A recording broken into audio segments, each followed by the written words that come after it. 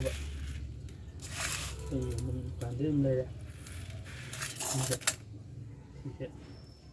thì cái nung xuống mà nên người tụi cần phải tiền làm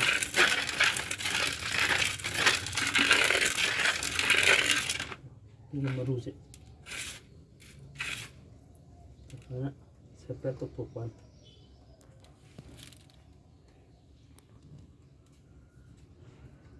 bisa nih tutup tuh.